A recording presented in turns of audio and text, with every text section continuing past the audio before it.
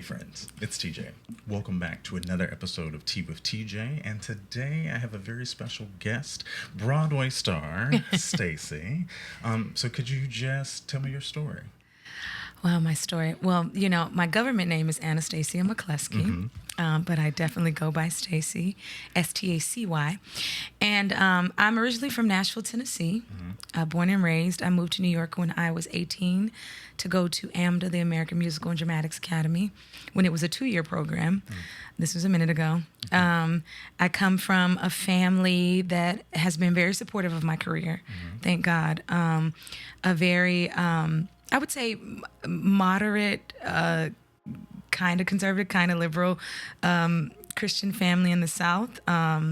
Father was an engineer and a preacher. Mother was an educator. And I have 2 older brothers who are also actors and activists in their own right, and now are both entrepreneurs. And I moved here when I was 18, like I said, and right out of AMDA, I booked my first show, which was the first national tour of Hairspray. And that was exciting because I got to learn from a lot of people that were much older than me on that tour about the business, about professionalism, about work ethic, about just life in general. I made a lot of great friends on that tour that are still friends today. And then I made my Broadway debut when I was about 22 in Tarzan. Okay. I was an ape. Oh, wow.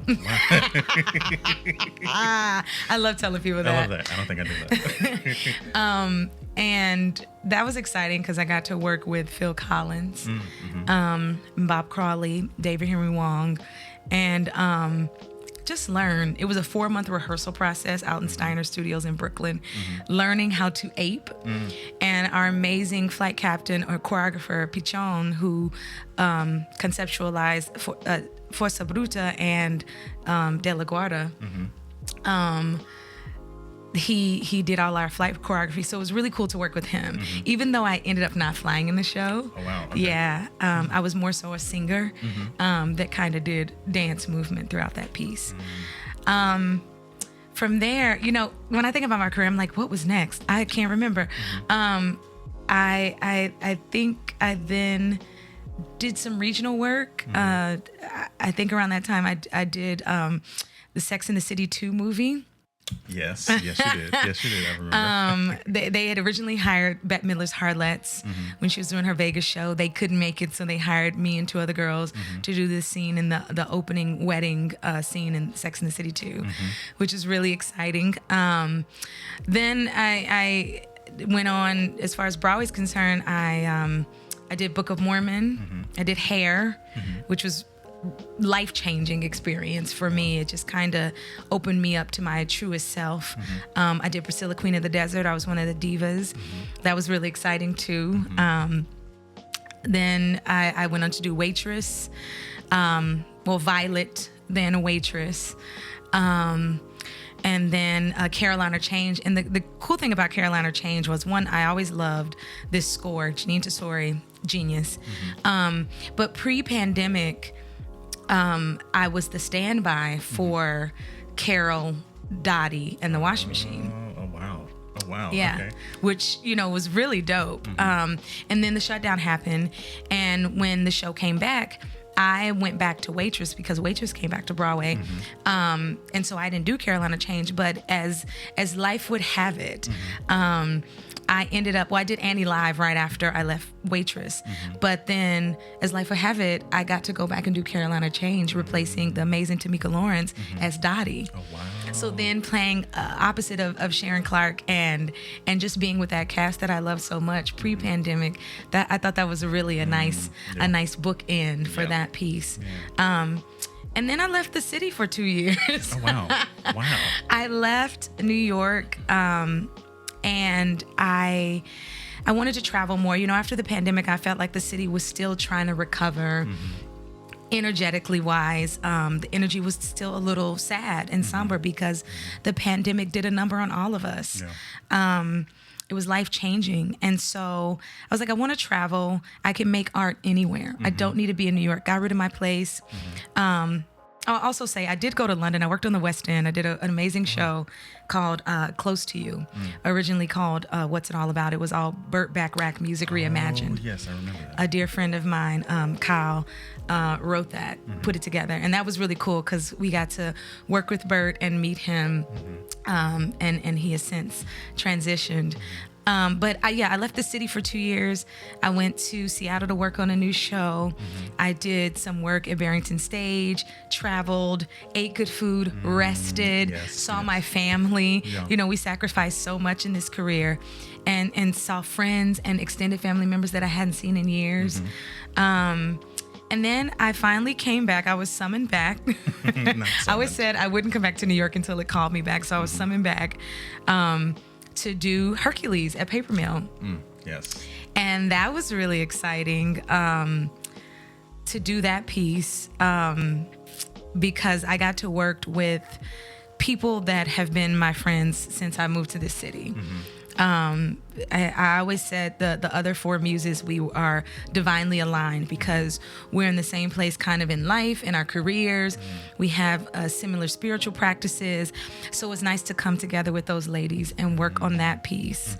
I skipped a project that I really loved. I did Secret Life of Bees at the Atlantic Theater. Oh, yes, I forgot about that. Where I got to play May, and I really, really loved that because I got to work with LaShawns, Saquon, Issa Davis, and so many other amazing artists. And another show I worked on, which I was the choreographer for, was Mighty Real Sylvester musical. Yes. That Anthony Wayne and Ken Drell created. That I got to work on with them and my best friend Jacqueline Arnold, and we played Izora and Martha. But summoned back, did Hercules. It was amazing. And then I kind of was still in and out until I was fully summoned back to work on Suffs, which I am now in currently. And, you know, it was one of those things where I was like, I don't know if I want to come back and do this. I don't know if this is the project that I come back to New York on. And I had a dream. And this is when I talk about like understanding that all of our purposes will be fulfilled. The purpose will be fulfilled, right? Because we're going to flow. Life's going to happen. Everything is already predestined. But it's about hearing the calling and understanding that you have to make certain decisions or certain moves in life that your conscious, your current awareness might not want to, but it's not about you. Exactly. And so I had a dream where I met Mary Church Terrell, who I play in the piece. And she was like, it's going to be okay. But this is, you know, the energy was saying this is what you need to do. So I said yes to the project and came back. We started rehearsals in February. We previewed in March, opened in April, and it has been one of the most life-changing experiences of my career. Honestly, I've met some amazing people. I get to work with a cast of women and non-binary humans that are just talented and divine in their own right. And the creative team, all women, our lead producers, women. And so that brings a different energy to the room, to the piece, how we show up, no matter how we're feeling. And so that's been a true gift. I'm very grateful. That's amazing. I've not had a chance to see you in Suffs yet, but when you were going through your very illustrious career, there's a lot of stuff that I didn't know that you had been a part of. I met you, or saw you on stage rather, for the first time in Priscilla, Queen of the Desert, which was mind-blowing to me because it was, I think, maybe the second year of me being in New York City. Okay. And it was also the first job I had here. Okay. That company that I worked for. So just being able to see you up there and perform every night, I was like, wow, this person is amazing. And then I got a chance to actually meet you in person a few years back, post-pandemic, and during the time of Broadway coming back, in an office setting where I worked, and you were, at that time, I think, was that pre-waitress? Or it might have been during waitress, or like... Yeah, it might... maybe post, I don't know. Yeah, but what is time? I know, what is time? But I remember us having a conversation in that space, in me being very enamored and being like, this human, I feel like this human sees me, and I feel like we are in alignment. And then, of course, the connective tissue of Also being from down south. Yes, yes. There's just something about Southerners that you immediately recognize when you meet in New York City. Yeah. So I remember, and I kind of kept it in the back of my mind. I was like, I want to get to know more about this person. And so that's led us here today. Yes. So when we were thinking of topics for the show, for your episode, one of the topics on the list was manifesting your dreams. And you kind of hinted at that in your beautiful introduction. So I'm curious to know, what does that mean to you to manifest your dreams, and how thick is that, like, in your soul of like trying to actually accomplish that on a daily basis? Yeah. We all have dreams and goals, and I do believe in planning and setting those goals, and then making a plan to achieve those goals and make those dreams happen. I also believe in writing stuff down and letting it go. Because when you're constantly focusing on what you want and don't have, you're missing out on being able to sit in the abundance that you do have. I want to be a mother, right? But I have a dog. I am a mother. My mother reminds me of that all the time. She's like, you are a parent. Yeah. And so I have to remind myself that, like, release that. If that is meant to happen for me, then it will. Yep. If it is not, then it won't. My life will still be full and abundant. But also practicing gratitude, and gratitude for the small things. This cup of water, you know what I'm saying? This cup of tea, sitting here with you, breath of life, being able to walk and see and hear, being able to use the talents that come through this vessel to teach people, to heal people, to commune with people. And so I think that's all a part of the manifestation. But when you truly sit in abundance and gratitude, all your wants and desires will come to you. You will attract them to you. And it's 10 times out of 10 not going to show up how you think it's supposed to show up. Come on now. A lot of times it'll show up a lot better. Yeah. And no matter what you believe in or who you pray to or whatnot, I always say thank you to that energy. Because that energy is facilitating this for you. It like I said, everything's predestined. Everything's laid out. I don't believe in coincidences either. So everything's laid out. Every path. You think that you're going right. You think that you're doing that on your own. You're being guided and led there. So I think just sitting in the gratitude and abundance is the biggest part of manifestation, and releasing it. Yeah. And saying, I'll be fine. That's amazing. I love that. I think I've arrived at this place in my life now where I have started to gain a better grasp on what it means to manifest, and what that practice can look like for me. Because you've mentioned something that I think I've started doing now, and it's funny how the universe will align things and transmit thoughts without even saying words. But I've gotten in the habit of writing things down that bother me and burning it or letting it go, or like throwing it in the trash. I had a moment, and I think I've mentioned this a few times on the show before. I had an acting teacher who, when I was at Cap 21, it was like a summer training program, and he mentioned, he was like the acting technique teacher, and he was like, the biggest thing that actors have a problem with when it comes to auditioning is letting go of what happens after you leave the room. And he was like, figure out whatever that thing is for you to help you kind of just leave it in the room. And I remember coming out of that experience, and the first time I tried it, this is still when we had paper sides, because I've become a digital person now.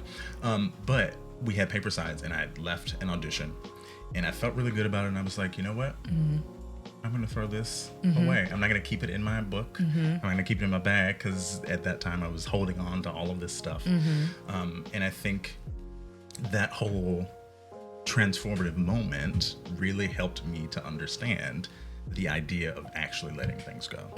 Because I think there is this sense of holding on to this idea of hope or whatever it is, and finally figuring out a way through it, and not clinging to it. Because I do believe that there's a way that you can have hope and still move through life without actually like obsessively clinging to things. Yeah, you got to flow.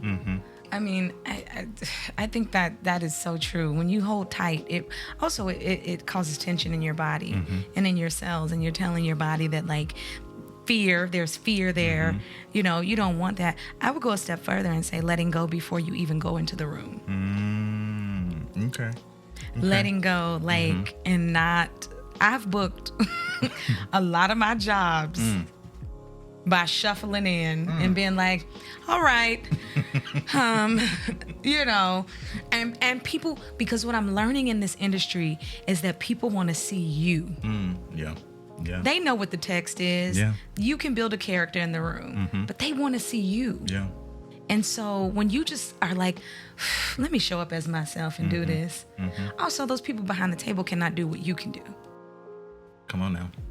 They just can't. They might be amazing writers and choreographers and directors, but they can't sing, act, dance, convey a character like you can. Yeah. That's why they sitting on that side. Exactly. And not all. Let me be clear. Like, there's some on that side that can, but still, Yeah. Yeah, that's a whole Jesus. Just like that's a concept that I struggled with, even coming out of the training program and still trying to find my footing amongst everyone. And I had a conversation with Will, who has also been a guest on this season, because he is performed and, like, he's an all-around creative and a beautiful human. But we were talking in our episode where, trying to prove yourself in the room is also not conducive to, like, just showing up. Yeah. Right? Because you can feel the energy is very palpable. You can feel it when you walk into the room. You can feel the desperation. Not to say that people are desperate for a job. Right. We're all looking for a job. Right. But you can feel that coming off of someone. Yeah. And that's not going to be conducive to the character that you're trying to create. Exactly. Also, what is for you will never pass you by. Yeah. So That's breathe life into that and just be easy. What would you say has been, outside of on stage performing, what do you think has been, like, the most magnificent dream of yours that has kind of, like, started to come to life, or is currently fully fleshed out? I don't think anything is ever fully fleshed out. Okay, that's fair. I feel like everything is always in draft. But I'm a writer, and I had kind of allowed my writing to take a back seat to my on stage and television life. And so this year, I've just met a lot of people that have reaffirmed that I need to pick back up where I left off. And so that is something I'm very excited about, because I have so many stories within me that need to be told that I've never seen.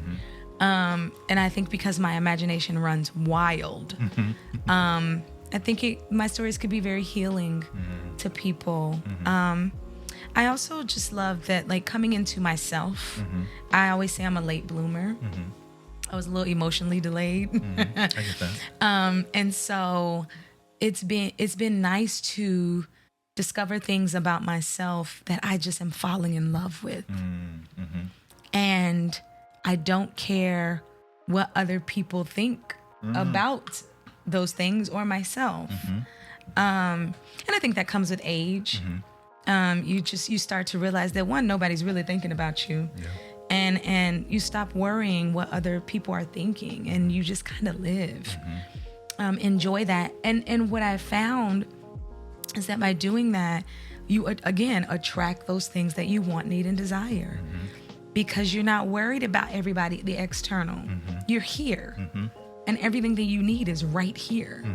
So be here. So that's been really yummy. And it's also offered me, I love spending time by myself. I love it. Same. Ooh, it's quiet. Yeah, it's very peaceful. It is a lot of my more solitude moments, I feel like, have brought me more clarity. And it has allowed me to really kind of figure out the things that I want in life, the direction I want to go, and what my position is in this humongous world that we live in.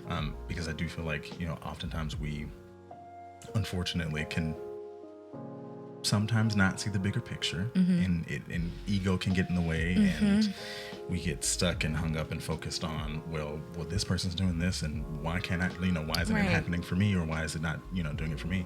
And I agree with you that I do believe that the things that you want and desire and want out of the world will come to you once you actually just release those things. Yeah. I would love.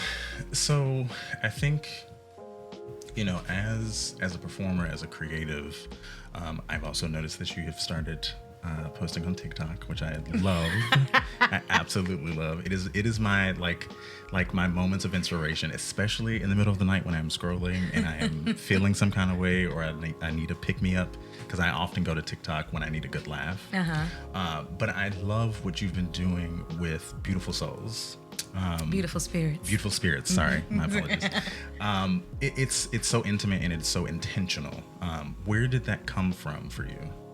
Ooh, during the pandemic, I was in such a rut, and I was just like, I didn't want to get out of bed. And I would go to my mirror and speak affirmations or speak life over myself. And I would always start by saying, good morning, hello, beautiful spirit, or hello, beautiful spirit. And then I just started thinking, and I was like, I want to share these thoughts with people. And I was like, we're all beautiful spirits. We're all beautiful lights, no matter what anyone has told you or how you feel. And so, simple things like, we are the creation and the creator. What do you do with that? And even if it touched one person, because I was like, at the time I wasn't trying to build a brand.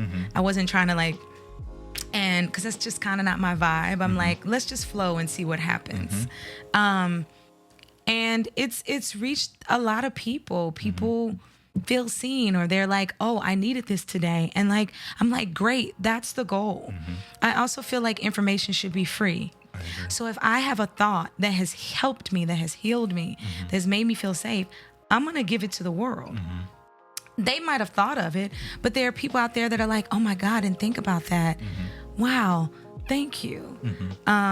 So that's where it came from. And it's just kind of doing its own thing right now.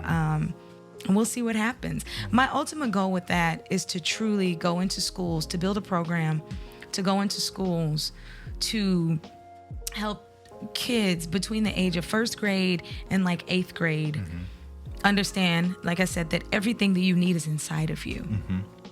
If you're being bullied, or if you are the person that is bullying, don't let that go. Look right here at yourself. Speaking affirmations over self, doing exercises where you look at self and say, what are the things that I want? And then releasing that. It's all the things that we said, but offering that to children, because I feel like within our school system, especially public school system, these curriculums are set that try to make little worker bees. I mean, that's what the Board of Education was created to do, is to make workers. But when you are making workers, people aren't understanding that they possess the secret of joy. They possess the divineness within. And so offering that to children at a young age, I think, will propel them into society, into high school, and then into society with a different perspective on life. And then they'll ricochet that out to everyone else. Yeah. I wish that something like that had existed for me when I was a child, because I think so many of us, specifically black and brown folks, I feel like we're already underserved as it is. Right. And within our communities, and especially in the school system, and I don't know, I'm not speaking this over every school system, but where I grew up in Memphis, Tennessee, we had some things and some programs that existed, but looking at the bigger picture of the world, there are so many things that I was unprepared for. Right. That I was just walking in blind. Right. And granted, I think I was fortunate enough to be in an arts program that allowed me to kind of view the world in a different way, and that helped me kind of shape the life that I actually wanted as an adult, coming out of those experiences and going into college. But so many people don't have that. Yeah. And I feel like there were people in my high school that didn't have, any type of artistic presence. And so that idea I think is amazing, and I hope that it is, on track to coming soon. It's doing its thing. Yeah. It's percolating out there. Good. But also like social media has done a number on humans in general. Yeah. On the youths of the world, it really does a number, because there are a lot of kids that don't like themselves. They don't love themselves. And then some of them are in communities that don't uplift and encourage. So, yeah. You mentioned something about affirmations, which I don't think I've had a guest bring up yet, but I want to touch on it while we're in this moment and acknowledge it. What, if you could give any advice to someone who may be listening or watching that is trying to pull themselves out of a rut or potentially get into a place where they can start saying affirmations out loud for themselves, what would you recommend? I am. And breathing into that. Looking in the mirror and saying, I am. I think about the chakras as you go up. I am is at the root chakra. And all the way up to the crown chakra, which is I know, or I understand. I am divine. I understand that I am divine. I love that I am divine. I speak that I am divine. I feel, I know, I attract my divinity. And going up those chakras from the root to the crown, speaking things over your life, whether it's I love myself, I love you. Saying I love you to yourself, it sends a different vibration through your body. Looking at yourself naked and saying I love my body, hugging yourself. And it's gonna bring tears, but salt water waters the soul. And we need that. Well, whether you're walking down the street or in the privacy of your home. It waters the soul. So I would start with I am, going through the solar and sacral, up to the heart, up to the throat, up to the third eye, up to the crown, and getting to I know and understand. And then ascending yourself on. I love that. That is beautiful. Thank you. It's funny because the conversation that I had with Will on his episode as well, we mentioned briefly chakras, because I was talking to him because he is also a healer. And I mentioned to him, I was like, I'm always trying to figure out, like, you can sense, and I feel like creatives have a very sensitive soul, and you can tell when something's off, right? Yeah. You can tell when your body's not right. You can tell, like, I feel like something's coming. I don't know what it is, but I can sense that it's there. And I was speaking to him and just mentioned, I was like, I always feel like I have problems with my root chakra. I feel like, and I'm not well versed, but I can sense where things are. Yeah. And I told him, I was like, yeah, I always feel like there's something just off. Even though I consider myself to be a very grounded person, and people, acknowledge that about me, but I can tell, I'm like, something, I don't feel right. Like, it's not right there. Like, throat chakra, I usually feel like that is in alignment. Right. My heart chakra, I feel like is pretty good. Third eye and crown can vary for me sometimes, but usually the root chakra is where I sway a little too much, and I'm like, I gotta figure out how to do this. So I mentioned to him, because he was talking about sound baths, and I was like, I really want to figure out a way to do this for myself, or go somewhere or experience it, so that I can try to just do a cleanse, I guess. Have you had any of those experiences, or is that something that you practice yourself? I actually have never done a sound bath. I have a lot of friends that have actually been talking about these a lot lately. They've been going between shows or and I it is something that I'm very interested in.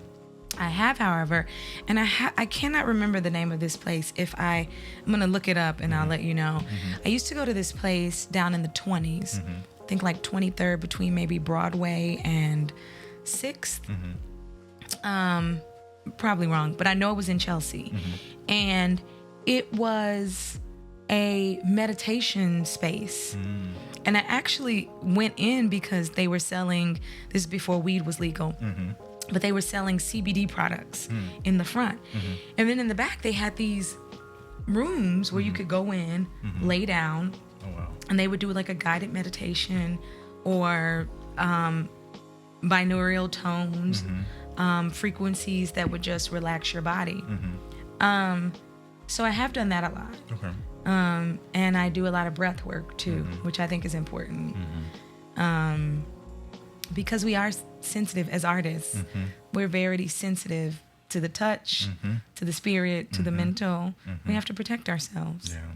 We were speaking in that last episode, and how we landed into that conversation was that I was telling him I've always been, even as a child, very sensitive to sound. And I was like, I can't explain it. Like, I don't know why, but like rain sounds do something for me. The sound of thunder is very soothing. Like certain types of music and tones are very like calming for me. And I've just, as I've grown up and become an adult, I've noticed it more and more. And I'm like, when I'm feeling a little off, or when I'm feeling sad, or when I'm feeling, whatever, I will usually go to, on YouTube, a rain sound playlist, or I will take a shower in the dark and just listen to the water and not like visualize anything. Well, we are 70% water, so that makes sense. Yeah, that's true. That is true. I am curious to know, have you had any experiences, whether it be career-wise or just in life, where you've assisted with someone kind of adjusting to their life to help them manifest their dreams at all? Yeah. No? Nothing like specifically comes to mind, but I think, I think we all kind of do that with each other. Yeah. Yeah, I mean, spiritually, I definitely think I have. I know I have. Monetarily, I know I have. Yeah, that's fair. Yeah, and physically as well. Yeah. And then also, but in those moments, I also am very protective of my energy. Because I think when you're doing that type of work where there's conscious or unconscious, you don't want to take on their stuff. Right, exactly. Transfer of energy is very real. Yes, it is. And when I sense that I'm taking on other people's stuff, I detach immediately. I can still assist and detach. Yeah. Can you touch a little more, because I feel like we're going in a direction and I want to keep going. Can you touch a little more, because I know let me preface this by saying, as an only child, as a Gemini, I know how to detach. Sometimes it's not always the best method, because people can take offense to it, but I know how to detach. Can you just share with our audience what that looks like for you when you have to go to that place? It's a lot of alone time. Now, if I'm with people, it can look like me stepping away, going to the bathroom, going outside to breathe, to do some breath work.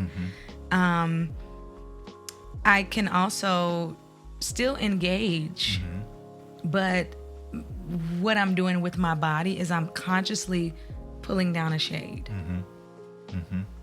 And what does that feel like? It feels good, actually. Because I always say that I walk through life feel like I'm watching a movie. So I'm over here and everything else is over there. And it feels soothing because I get to partake and watch and participate, but I also get to be a spectator. And so it feels and kind of looks like that. Okay, I love that. I definitely have, prior to living here, when I used to play trumpet when I was in high school, there are a lot of musicians in my family and singers and all that kind of stuff. But one of the things that would help me in those moments when I needed to physically detach from other people or just the world in general, is for some reason I felt the need to express the energy through my fingers. So whether it was playing on the piano or like molding something, or like I won't say fidgeting with stuff, but getting that energy out. Now that looks like for me is going on a walk and like getting movement through my body. I'm still working towards getting back to a regular yoga practice because I've also noticed that over the years that has also been helpful. Yeah. And just being able to do some type of vinyasa flow yoga to just move all of that out of me. Do you feel like you have other practices outside of detachment to help with that like movement of energy with yourself? Yeah, yoga is one of them. Working out, I love to like sweat. I love to run, cycle. Prayer is one of them. Writing, of course, and being near water. I'm a water sign. I'm a Pisces. I'm on the cusp of Pisces and Aries, so I like to say I'm a Pyres. Okay. That fire and water. But doing something exciting, and also going to the movies for me. I love movies and TV, and jumping into a storyline that has nothing to do with me is very soothing and allows me to just. I call them my programs. I love it. I love it. It's program. As my grandma would say, I'm watching my stories. Yes. Yeah. Well, we have made it to our time. But before we go,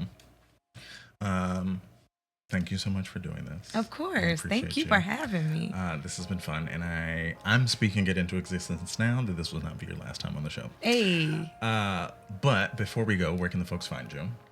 You can find me on all social media platforms. Instagram, I think it's Anastacia, that's ANASTACIAMCC official. You can find me on TikTok at Hello Beautiful Spirits, which I'm going to change soon because I need to bring my dog back more onto TikTok. I feel like she's people love her a lot more than me, and I'm okay with that because she's divine. And you can find me on Facebook too, if people are still doing that, at Anastacia Mccleskey. Okay, good to know. Yeah, and come down to the Music Box and see Suffs. Yes, please support the Broadway Theater. Yes. So we do this thing at Tea with TJ called The Last Three. Okay. Just to give our folks a little bit of knowledge. You ready? Yeah. All right. Where do you find the most peace? In nature. In like the woods. Same. Where do you find magic in the world? Oh, within. Oh, okay. All right. And then final question. How do you practice gratitude? Breath. I love that. Yeah. Man, that's beautiful. Thank you for doing this. Of course. This has been perfect. Yeah. And with that, I will see you next week, friends.